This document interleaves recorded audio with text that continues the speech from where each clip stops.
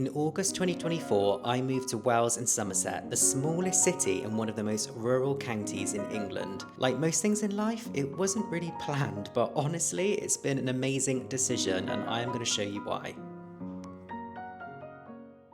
Before I give you my backstory and my personal experience of living in Wales, let's just see what the city has to offer. Wales is situated in the Mendips and has a small population of around 12,000 people. Now, I am not a history buff, but I am assured it is steeped in history and dates all the way back to the Roman times. Although it's very small, its landmarks are mighty, like the really impressive Wells Cathedral, which was built in the 12th century. As someone who once said, if you've seen one cathedral, you've seen them all. I do disagree. This one is really special, and I can see why it is often named one of the most beautiful cathedrals in the UK. Just around the corner is the astronomical clock, one of the oldest working clocks in the world apparently. Tucked away, we've also got Vicars Close, which is the oldest continuously inhabited medieval street in Europe, and walking down there really does feel like you're stepping back in time. Probably my favourite place in Wales is Bishop's Palace, home to the Bishops of Bath and Wells for over 800 years. See, I have done my research. There's a moat, there's swans,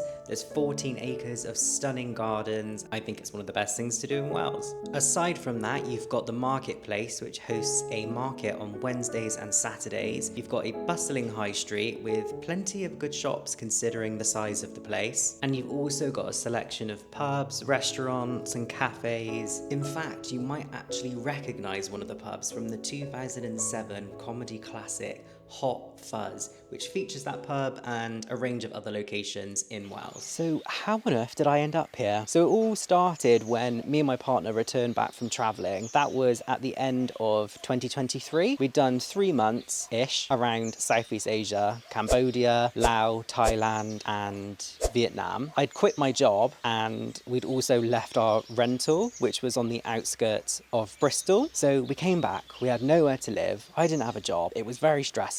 Obviously not very well planned. Luckily, my parents took us in for a little bit and they live on sort of like the outskirts of Cheddar in Somerset. They've retired here. So I know the area a little bit. And we were desperate at this time. We were just looking for anywhere that we could have to ourselves, just some space to ourselves basically. And something that we could have short term while we figured out what we were going to do and what I was going to do for a job. And an annex came up on the outskirts of Wales in a village called Cokesley. And the owners had a lot of land, they had sheep. Their house was amazing, to be honest. It was like, wow, millionaire's road to me and Josh going down that driveway. And they had a studio apartment that was built over their garages. So it was very small, contained, but there was a separate office and it was perfect for us. So we managed to get that and moved in really quickly. It all felt really meant to be. And then we got to know the area from there. We really liked being able to go on really nice walks and get out in the nature, and preferred living without the hustle and bustle of Bristol and city life. But we liked the fact that we could still access Bristol or Bath if we needed to. And then eventually we found out, it was only months later, that the owners were actually selling their property. So we needed to find somewhere else to live, which was not great news. But we liked the area so much that we felt like we wanted to buy here. We felt like it was a good place to buy a house. So we started looking, and then one thing just led to another. We were looking at different areas, but the right house at the right time came up in Wells. I'm stood in the garden now of that property. It all just felt meant to be. We're here now and we love it. And that's kind of what spurred me to create this channel, is that Somerset feels like an area that gets a lot less praise than Dorset, Cornwall, Devon, you know, all those pretty places in the southwest. I feel like get a lot of tourism and a lot of people talking about those areas. But Somerset, I'm figuring out, has lots of gems and lots to offer. And that's what I want to do with this channel. I want to explore Somerset with you, take you along, look at the places, the food, the culture, kind of everything that makes Somerset the unique county that it is what I'm going to cover in this channel. So if that sounds good to you, then consider subscribing and sticking around. That's the backstory. So let's get on with the video. Apart from the highlights already discussed in my overview, let's start with some of the things I personally love about living in England's smallest city, and I'll let you know some of the challenges I've experienced afterwards.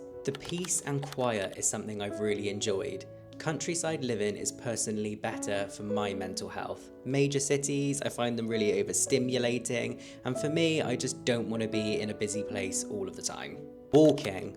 Since Wells is in the Mendips, there is no shortage of scenic walks, and I'm always finding new areas to explore, and sometimes I don't see anyone, which is a win in my book. Wells is great for food. Although it's small, there's a diverse mix of restaurants and pubs with cuisines ranging from Thai to Italian. Whether you want Michelin star food or a Wetherspoons pub meal, you can go cheap and cheerful or expensive and luxurious. There's lots of choice. Wells is mostly full of independent places. For the most part, we do keep it classy here in Wells, from cafes, galleries, museums, and even a small cinema. There's a great sense of community. In my experience, people are friendlier here, and you see a lot of people that know each other, which just makes for a generally nice place to live. And finally, Wells is situated in a great location to visit other places. Glastonbury is only 15 minutes away by car, and it has a totally different vibe. And then you have Frome, Cheddar, and even Bristol isn't too far away when you need more amenities. Unfortunately, there is no perfect place to live, and there are a few downsides, but only two major ones that I can think of. I find that living more remote, access to certain things can be tricky. There's bigger shops that I miss, particularly homeware, shout out to TK Maxx and HomeSense, and you have to drive pretty far for some things. That being said, you can get pretty much everything online now. Public transport. Now, I know this is an issue in most places.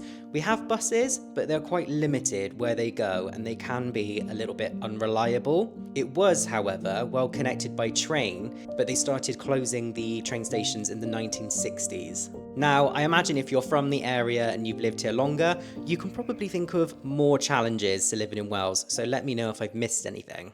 So that brings us to the end of this video. If you enjoyed exploring Wells, or if you're from the area, then let me know in the comments. And next time you will see me in a very different location, because I will be exploring West Somerset, which is the coastal part of the county, and I will be starting with the small coastal town of Watchet. So if you want to stick around for that, make sure to subscribe to the channel and hit the notification bell so that you will be alerted when that video goes live.